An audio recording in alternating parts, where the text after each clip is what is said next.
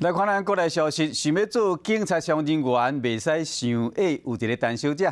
2018年通过国家的考试，录取4等的消防警察人员。不过，伊到消防署训练中心报道时，被发现讲伊的身高敢若158.9公分，无符合160公分以上的规定，差1公分外，被废止受训的资格。伊不服，提起行政诉讼，1审是胜诉。不过，公务人员甲保障这个培训委员会上诉到最高行政法院判决出来啊。最高行政法院认为讲，消防警察工作危险又搁复杂多变。一寡驾驶装备拢有标准化的规格，所以要求女性身高160公分以上有合理性，所以讲驳回姓陈这个小姐的请求，改判败诉。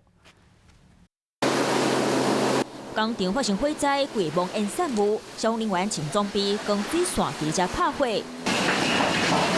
一个陈小姐嘛想要做消防人员来替民众服务。伊2008年通过国家考试，录取4等消防警察。2019年去消防署训练中心报道，消防发现伊的身高刚有158.9公分，无符合160公分的规定，尾也马上取消训练的资格。因为简章其实有规定，你后来再去检讨这个简章有无错误，其实有点怪怪的。简章上面就已经有明载相关的身高规定。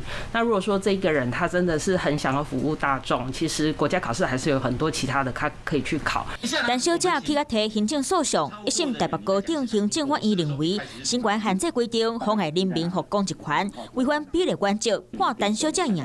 不过公务人员培训委员会嘛真不愿来提起上诉。